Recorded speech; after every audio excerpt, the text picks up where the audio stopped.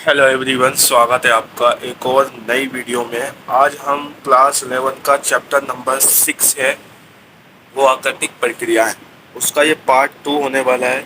और इस पार्ट 2 में ये पूरा चैप्टर कवर हो जाएगा। ठीक है, तो इस वीडियो को आप एंड तक देखिए, एक भी टॉपिक मिस मत कीजिए, क्योंकि सारे इंपॉर्टेंट टॉपिक्स हैं और सारे इंपॉर्टेंट टॉपिक्स आज जो है कवर होने वाले हैं। तो जल्दी से बिना टाइम वेस्ट किए वीडियो को स्टार्ट करते हैं। चैनल सब्सक्राइब कर लीजिए नहीं किया, और बेल आइकन को ऑल पे प्रेस कर लीजिए, ताकि हर वीडियो की नोटिफिकेशन आपको सबसे पहले मिल जाए, हर वीडियो आप सबसे पहले आप देख सकें। ठीक है, तो आइए स्टार्ट करते हैं। तो पहला टॉपिक हमारे पास है अपक्षय के प्रकार। पहला टॉपिक हमारे पास क्या है? अपक्षय के प्रकार हमारे पास पहला टॉपिक है। ठीक है, इससे पहले मैंने आपको बता दिया था अपक्षय का मतलब क्या होता है, इसका क्या महत्व होता है, और इससे जुड़ी जो बातें थी वो हो चुकी थी। आज की इस वीडियो में हम अपक्षय के प्रकार देखने वाले हैं। ठीक है, हालांकि अपक्षय के प्रकार पहली वीडियो में मैंने बताया था, लेकिन शॉर्ट में बताया था। आज हम इसको डीपली पढ़ने वाले हैं। अपक्षय के बेसिकली 3 प्रकार हैं, जैसे कि मैंने आपको बताया था। एक होता है जैविक अपक्षय, एक होता है रासायनिक अपक्षय, और एक होता है भौतिक अपक्षय। ठीक है, तो सबसे पहले हम समझते हैं रासायनिक अपक्षय। ठीक है, नाम से ही पता लग रहा है रासायनिक अपक्षय, यानी कि इसमें रासायनिक रूप से अपक्षय होता है। यानी अपक्षय जो चट्टानों की टूट फूट होगी, कैसे होगी? केमिकली होगी। ठीक है भाई, हम नहीं करेंगे, चट्टानों को तोड़े फोड़ेंगे हम नहीं तोड़ेंगे, बल्कि कौन तोड़ेगा? केमिकल तोड़ेगा। ठीक है, अंदर जो ऑक्सीजन गैस जो भी भरी जाएगी, जो भी केमिकल बनेगा अंदर, जो भी केमिकल बॉन्ड बनेगा अंदर, उसी से जो है चट्टान टूटेगी। बात आ गई समझ में? यानी केमिकली चीजें होंगी बस। ठीक है, उसको देख नहीं पाएंगे, ये भी ध्यान रखना। तो इस तरीके का अपक्षय है जिसमें केमिकली जो है अपक्षय होता है, केमिकली चट्टानों की टूट फूट होती है, उसको हम कहते हैं रासायनिक अपक्षय। अब रासायनिक अपक्षय देखिए 4 तरीके से हो सकते हैं। एक होता है विलयन, एक होता है कार्बोनेशन, एक होता है ऑक्सीकरण, और एक होता है जलयोजन। इस तरीके से समझ लो ये रासायनिक अपक्षय के प्रकार है, टाइप्स है। ठीक है, तो भाई पहला है विलियन। विलियन समझते हो? विलियन एक तरीके का घोल सा होता है। ठीक है, अपने साइंस में भी पढ़ा होगा। तो ये भी एक रासायनिक अपक्षय होता है विलियन। इसमें क्या होता है देखिए, कुछ खनिज, मैं आपको बता दूं आपकी जानकारी के लिए, कि कुछ खनिज ऐसे होते हैं जो जल में घुल जाते हैं। बात आ गई समझ में? कैसे होते हैं? जल में घुल जाते हैं भाई, जल में डाला और घुल गए। ऐसे भी खनिज होते हैं। ठीक है, जैसे नाइट्रेट हो गया, पोटेशियम हो गया। ठीक है, ये सारे ऐसे खनिज हैं जो जल में घुल जाते हैं। तो होता क्या है, वर्षा वाले क्षेत्र में जहाँ पे बारिश ज्यादा होती है, ठीक है, वहाँ पे क्या होता है, इस प्रकार के खनिजों से युक्त शैलों का अपक्षय हो जाता है। यानी भाई जहाँ पे ऐसे क्षेत्र, ऐसी जगह है जहाँ पे क्या हो, बहुत ज्यादा बारिश होती है। ठीक है, और वहाँ पे ऐसे शेल पाए जाते हो, ऐसे शेल पाए जाते हो जहाँ पे उन शेलों में इस प्रकार के खनिज पाए जाते हो जो जल में घुल गए, जैसे नाइट्रेट, पोटेशियम। ठीक है, यानी अगर किसी शेल में इस तरह के खनिज पाए जाते हैं और वहाँ पे वर्षा होती है, यानी कि बारिश होती है, तो वहाँ पे क्या होता है, इनका अपक्षय हो जाता है। तो इस तरह के अपक्षय को हम क्या कहते हैं? विलयन कहते हैं। कि भाई जहाँ पर क्या हो, शैलों में जल में घुलनशील वाले खनिज पाए जाए, और साथ ही साथ वहाँ पे वर्षा वाला क्षेत्र हो, और फिर अगर उनका अपक्षय होता है, तो इस अपक्षय को हम क्या कहते हैं? विलयन। इसको थोड़ा सा समझने की, थोड़ा सा ध्यान देने की जरूरत है, क्योंकि इतनी आसानी से समझ में नहीं आता। जब आप इसको 2 बार 3 बार सुनोगे तो बहुत आसानी से समझ में आ जाएगा कि ये रासायनिक अपक्षय क्या है। ठीक है, रासायनिक अपक्षय का दूसरा टाइप है कार्बोनेशन। कार्बोनेशन, अब इसमें क्या होता है? देखिए, हम फिर जानते हैं कि भाई वर्षा के पानी में क्या होती है? CO2 होती है। क्या होती है? कार्बन डाइऑक्साइड होती है। और इसमें क्या होता है, उस कार्बन डाइऑक्साइड से क्या बनता है? कार्बनिक अम्ल बनता है। क्या बनता है? कार्बनिक अम्ल बनता है। बात आ गई समझ में? क्या कार्बन है? कार्बन डाइऑक्साइड पानी, बारिश के पानी में होती है कार्बन डाइऑक्साइड। उस कार्बन डाइऑक्साइड से कार्बनिक एसिड बनता है, और वो कार्बनिक एसिड क्या काम करता है मैं आपको बता दूं। ऐसी शेलों को तोड़ फोड़ देता है, ऐसी शेलों को कमजोर कर देता है, ऐसी शेलों को, ऐसी रॉक्स को जो है घोल देता है, जिसमें चूना पाया जाए। बात आ गई समझ में? ठीक है, तो इससे क्या होता है? अपक्षय होता है। इसे भी अपक्षय कहते हैं। तो इस प्रकार का अपक्षय को हम कहते हैं, क्योंकि ये भी एक रासायनिक अपक्षय है, तो इसीलिए हम किसको कहते हैं? क्या कहते हैं? कार्बोनेशन। यानी कार्बोनेशन में क्या है भाई, कि भाई कार्बनिक एसिड होगा, वो चूना युक्त शेलों को क्या कर देगा, तोड़ देगा। यानी ऐसी शेल है जिनमें चूना मिला हुआ होगा, उनको तोड़ देगा, उनका अपक्षय कर देगा। तो ऐसे अपक्षय को कहेंगे कार्बोनेशन। दोनों में फर्क देख लेना, विलयन अलग चीज है, कार्बोनेशन अलग चीज है। तीसरा है रासायनिक अपक्षय का प्रकार जलयोजन। भाई जलयोजन भी देख लेते हैं जल्दी से। हम जानते हैं कि कुछ शेल पानी को सोख लेते हैं, कुछ शेल। अब देखिए यहाँ पे विलयन और जलयोजन में आप कंफ्यूज मत होना बिल्कुल। विलयन में मैंने क्या बताया था, विलयन में मैंने आपको बताया था कि जो खनिज होते हैं, कुछ खनिज जल में घुलनशील होते हैं, भाई जल में घुल जाते हैं। भाई एक गिलास पानी है, उसमें मैंने कोई खनिज डाला, जैसे पोटेशियम डाला, वो घुल गया, तो ये घुलनशील खनिज है। लेकिन मैं कह रहा हूँ जलयोजन में कि कुछ शेल जो होते हैं, कुछ खनिज जो होते हैं, वो क्या करते हैं, पानी को सोख लेते हैं। ठीक है, क्या कर लेते हैं, भाई खनिज रखा हुआ है या चट्टान रखी हुई है कोई, हमने उस पर पानी डाला, उनने पानी को सोख लिया, तो ये अलग चीज़ है। पानी को सोखना अलग चीज़ है, पानी में घुलना अलग चीज़ है। ठीक है, दोनों में डिफरेंस है, ध्यान देना। ठीक है, तो कुछ खनिज ऐसे होते हैं जो पानी को सोख लेते हैं, भैया कुछ शेल, कुछ चट्टानें ऐसी होती हैं जो पानी को सोख लेती हैं। भाई बारिश हुई, पानी को सोख लिया। इससे क्या होता है, जब शेल पानी को सोख लेती है तो क्या हो जाता है, वो फैल जाती है, अंदर से फैल जाती है। और जब वो फैल जाती है तो अंदर से वो क्या हो जाती है, कमजोर पड़ जाती है। भाई पानी की वजह से कमजोर पड़ जाती है और अल्टीमेटली वो क्या हो जाती है, खत्म, टूट जाती है। तो ये भी एक अपक्षय हुआ ना, चट्टानों की टूट फूट हुई ना, कैसी हुई, रासायनिक अपक्षय हुआ ना, भाई केमिकली हुआ ना, जो भी हुआ। तो इस प्रकार के रासायनिक अपक्षय को क्या कहते हैं, जलयोजन। ठीक है, लास्ट है ऑक्सीकरण। अब होता क्या है, कुछ चट्टानें ऐसी होती हैं, या जो चट्टान होती है, जब वो ऑक्सीजन के संपर्क में आती है, ठीक है, जब ऑक्सीजन गैस के संपर्क में आती है तो इससे भी अपक्षय हो जाता है भाई। यानी कहने का मतलब है, अगर चट्टान कोई जलयोजन नहीं हो रहा, कोई बारिश नहीं हो रही, मान लीजिए कई बार होता है ना कि कुछ ऐसे इलाके भी होते हैं जहाँ पे बारिश नहीं होती, लेकिन फिर भी वहाँ पर अपक्षय होता है। तो अपक्षय का सिर्फ बारिश वजह नहीं है, बारिश कारण नहीं है, बल्कि अपक्षय जो है वायु से भी हो सकता है। भाई वायु से भी मैंने आपको बताया था ना कि वायु भी जो है अपक्षय करती है।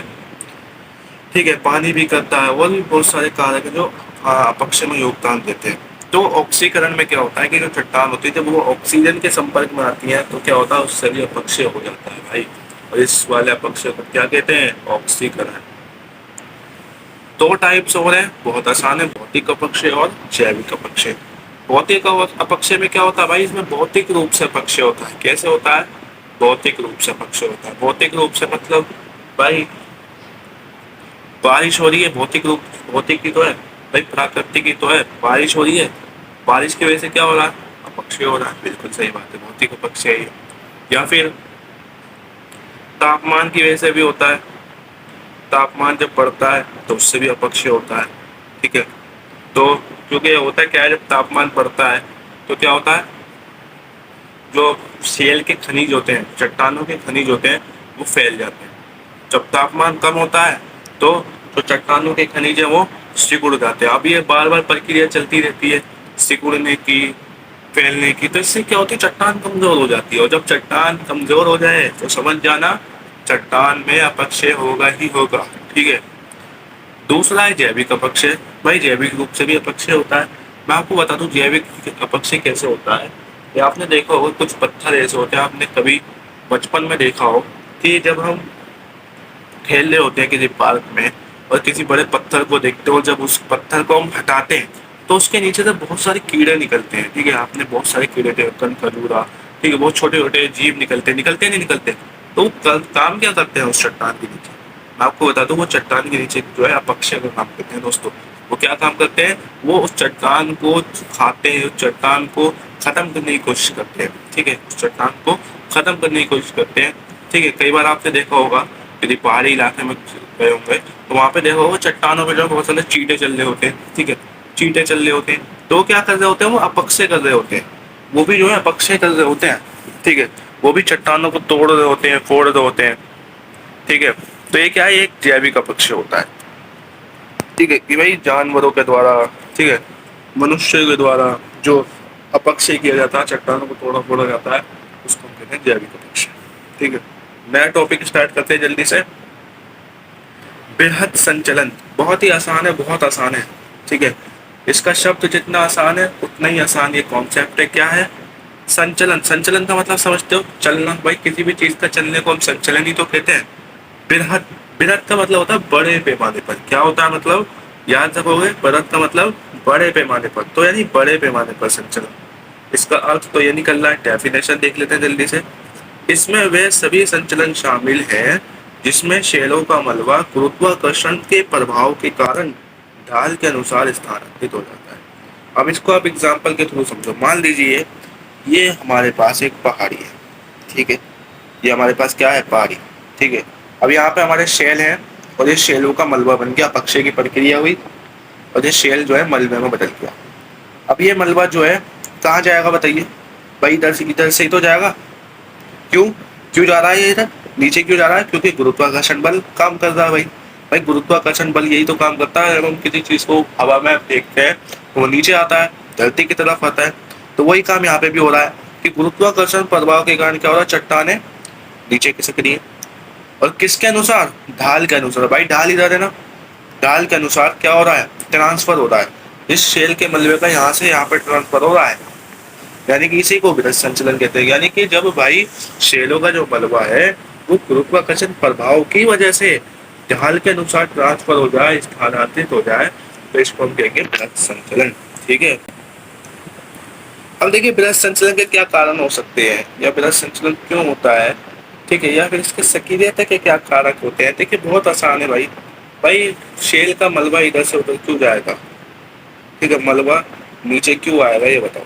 या शेल जो है वो क्यों आएगी नीचे? देखिए पहला है प्राकृतिक या कृत्रिम साधनों द्वारा ऊपर के पदार्थों में टिकने का तय करना। भाई देखिए मान लीजिए ऊपर पदार्थ जो भी था, चट्टान है, चट्टान के ऊपर जो पदार्थ था, अगर हम उस पर जिस पर वो टिकी हुई है, जो चट्टान या चट्टान का जो मलबा है वो जिस पर टिका हुआ है, अगर उसको हम हटा देंगे तो भाई क्या होगा? ऑटोमेटिकली गिर जाएगी। ऑटोमेटिकली गिर जाएगी। भाई जिस चीज पे, जिस आधार पे वो टिका हुआ है, अगर उसी आधार को हम हटा देंगे तो क्या होगा? बृहद संचलन हो जाएगा। दूसरा, ढालों की ऊंचाई में वृद्धि। मान लीजिए भाई ढाल कैसी है? ढाल जितनी ऊंची होगी उतनी पॉसिबिलिटी है कि बृहद संचलन होगा। भाई कुछ ढाल ऐसी होती है बहुत सिंपल सी होती है, लगता है सड़क की तरह, तो उस पर क्या ज्यादा होगा? उस पर थोड़ी ना होगा। उस पर बृहद संचलन नहीं होगा इतना। लेकिन जो बिल्कुल बहुत ज्यादा ऊंचाई वाली ढालें हैं, ठीक है, जिन पे तो चढ़ा भी नहीं जा सकता इंसानों से, तो वहां पे अगर होगा तो वहां पे चांसेस है बृहद संचलन के। एक ये कारक हो गया। अति भार। भाई कई बार क्या होता है चट्टानों का वजन बहुत ज्यादा हो जाता है। अब आपको बता, जब चट्टानों का वजन ज्यादा होगा तो उठा तोड़ ना पाएंगे, क्या होगा? खुद ही गिर जाएंगी। भाई आप किसी मोटे इंसान को उठा लो तो क्या होगा? आप खुद ही गिर जाओगे, आप कमजोर हो, ठीक है। तो चट्टानों का जब वजन बढ़ेगा तो नीचे तो बेस कमजोर है, ठीक है, बृहद संचलन होना ही होना है। बहुत ज्यादा वर्षा हो रही है, भाई वर्षा होगी, अपक्षय होगा, मलबा निकलेगा, और मलबा निकलेगा तो बृहद संचलन होगा। सिंपल सी बात है। भूकंप आ गया, भाई भूकंप आ गया तो क्या होगा? भूकंप आ गया तो क्या होगा? चट्टानें हिलेंगी, चट्टानें हिलेंगी तो टुकड़े होंगे, टुकड़े होंगे तो वो नीचे जाएंगे। सिंपल सी बात है। वनों का विनाश। भाई वन जो है तो होते हैं ना, मैं आपको बता दूं, जमीन को मजबूत करने का काम करते हैं। और जब आप इसी को तोड़ दोगे, इसी का खात्मा कर दोगे तो क्या होगा? खत्म, सब कुछ खत्म खत्म खत्म खत्म खत्म। अब देख लेते हैं जल्दी, छोटे छोटे कॉन्सेप्ट है, अपरदन और निक्षेपण। अभी अपरदन क्या है और निक्षेपण क्या है? अब देखिए अपरदन में क्या होता है? वह प्रक्रिया जिसमें मलबे का कटाव और बहाव शामिल है। ठीक है भाई, क्या है? देखिए अपरदन में क्या होता है? अपक्षय हुआ पहले। अपक्षय का मतलब चट्टानों की टूट फूट, चट्टानों की टूट फूट हुई पहले, ठीक है। अब वो टूट तो गया, ठीक है, अब वो जाएगा ना कहीं, ठीक है, अब वो जाएगा, उसका मलबे का क्या होगा? कटाव होगा। और जब मलबे का कटाव होगा तो क्या होगा? उसका बहाव भी होगा। यानी कटाव और फिर बहाव, ठीक है। तो उसका जो है परिवहन होगा, यानी वो फिर जो है रेंगते रेंगते रेंगते रेंगते जाएगा, ठीक है। बात आ रही है समझ में? एग्जाम्पल देखो, ये पहाड़ है, इस पहाड़ में देखिए ऊपर की चोटी की तरफ अगर आप देखेंगे, मान लीजिए यहाँ पर अपक्षय की प्रक्रिया हुई, ठीक है, चट्टानों में। वो चट्टान जो है छोटे छोटे कणबंद है, ठीक है। अब वो कण जो है क्या होगा? यहीं पे थोड़ी ना देंगे, बल्कि जाएंगे, नीचे जाएंगे, ठीक है। नीचे जाएंगे तो क्या होगा? इस मलबे का क्या हो रहा है? कटाव हो रहा है भाई, खूब कटाव होगा इनका, और इनका बहाव भी हो रहा है, इनका परिवहन भी हो रहा है, ठीक है, एक जगह से दूसरी जगह। तो ये जो परिवहन की प्रक्रिया है, ये जो कटाव की प्रक्रिया है, इसी को हम कहते हैं अपरदन। अपरदन कहते हैं, ठीक है। निक्षेपण क्या होता है भाई? वह प्रक्रिया जिसमें अपरदन के कारण मलबा जमा होता है। देखिए भाई, अब ये जो चल रहा है, जो कण, ये जो अपरदन की प्रक्रिया चल रही है, इसके बाद ये अपरदन की प्रक्रिया हो जाएगी खत्म। अब ये जो मलबा है, जब ढाल खत्म हो जाएगी तो क्या होगा? किसी एक जगह जमा हो जाएंगे। तो ये जो जमा होने की प्रक्रिया है, इसी को हम क्या कहते हैं? निक्षेपण। भाई ढाल जो टुकड़े आ रहे हैं, ये जो मलबा आ रहा है, कहीं ना कहीं तो रुकेगा, और जहां रुक जाएगा वही वहीं पे निक्षेपण की प्रक्रिया शुरू हो जाएगी। सिंपल सी बात है।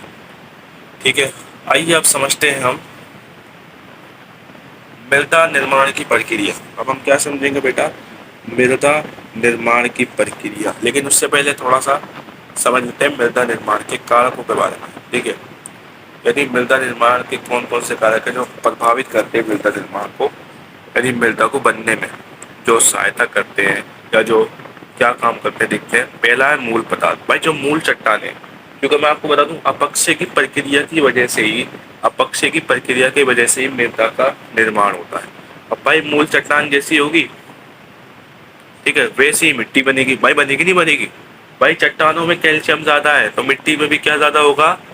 कैल्शियम ज्यादा होगा।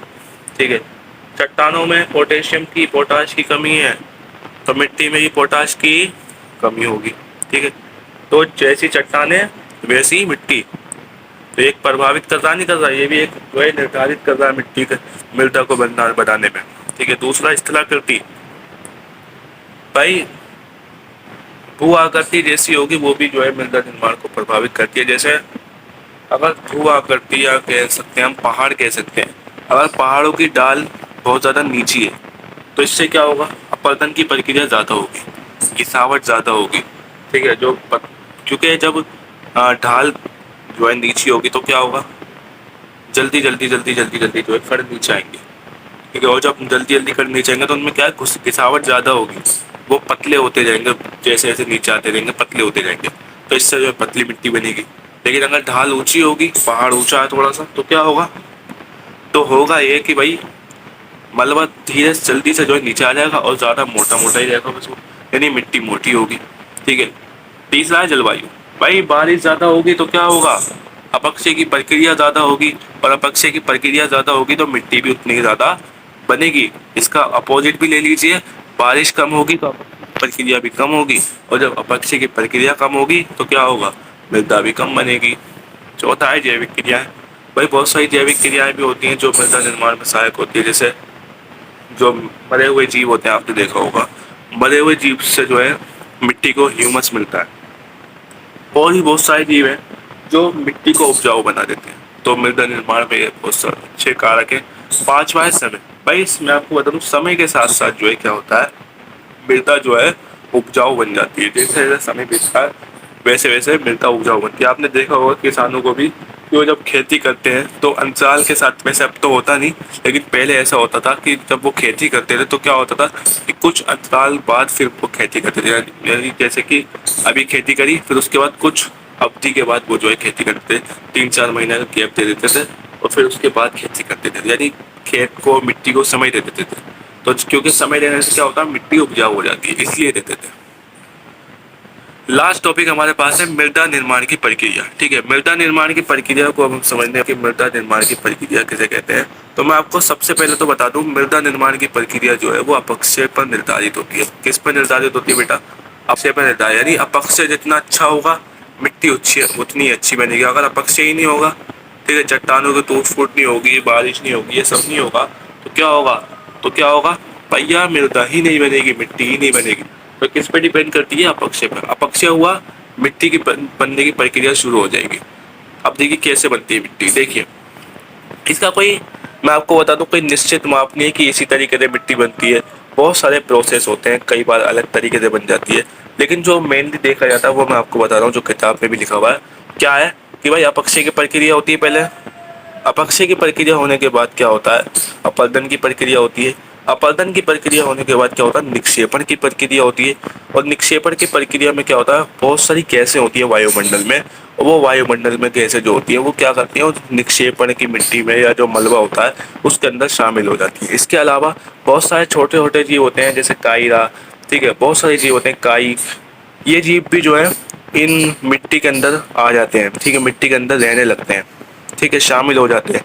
इसके बाद क्या होता है, बहुत सारे पक्षी होते हैं, पक्षी क्या करते हैं, बीट कर देते हैं इस मलबे पे, ठीक है, बीट कर देते हैं। और जब ये, क्योंकि ये बड़े पैमाने पर होता है, ये मैं छोटे पैमाने पर आपको समझा रहा हूँ, लेकिन होता है ये बड़े पैमाने पर है, ठीक है। तो अब बहुत सारे पक्षी होते हैं, पक्षी क्या करते हैं, बीट कर देते हैं। और जब वो बीट करते हैं, मैं आपको बताऊँ, वो कुछ ना कुछ खाते हैं, ठीक है, वो कुछ ना कुछ खाते हैं। तो उनकी बीट में क्या होता है, बीज होता है, ठीक है, उनकी बीट में बीज होता है। वो बीज जो है उस मिट्टी पे, उस मलबे पे पड़ जाता है, और फिर वो जो है उसके अंदर चला जाता है। फिर धीरे धीरे छोटी छोटी घासें बनती हैं, ठीक है, छोटी छोटी घासें बनती हैं, और धीरे धीरे फिर जंगल बनने लगते हैं, ठीक है, धीरे धीरे फिर जंगल बनने लगते हैं। तो ये जो है एक मृदा निर्माण है, और समय जैसे जैसे बीतता है, जैसे जैसे समय बीतता है, वैसे वैसे जो है मृदा उपजाऊ होती रहती है। तो ये तो एक तरीके का हम कह सकते हैं मृदा निर्माण की प्रक्रिया निश्चित है, ठीक है। ऐसा नहीं कह सकते कि भाई इसी प्रक्रिया से मृदा बनती है, कोई और प्रोसेस भी हो सकता है, ठीक है। तो बहरहाल जो भी है, ये पार्ट सेकंड खत्म हो गया। बहुत ही हार्ड चैप्टर था, बहुत ही हार्ड चैप्टर था। इसका जो 7वां चैप्टर है, बहुत ही हार्ड चैप्टर है, मैं आपको बता दूं। लेकिन फिर भी मैं आपको कोशिश करूंगा कि बहुत ही आसान लैंग्वेज में, आपकी घर वाली लैंग्वेज में, हमारी जो आसपास की लैंग्वेज है, सोसाइटी वाली लैंग्वेज है, उसी लैंग्वेज में, उसी भाषा में समझाने की कोशिश करूँ। मिलते हैं अगली वीडियो में, तब तक के लिए चैनल को सब्सक्राइब कर दो, बेल आइकन को ऑल पे प्रेस कर दो, ताकि हर वीडियो मिल जाए आपको, ठीक है, आप परेशान ना हो, मैं ये चाहता हूँ, ठीक है। तो मिलते हैं अगली वीडियो में, तब तक के लिए अलविदा।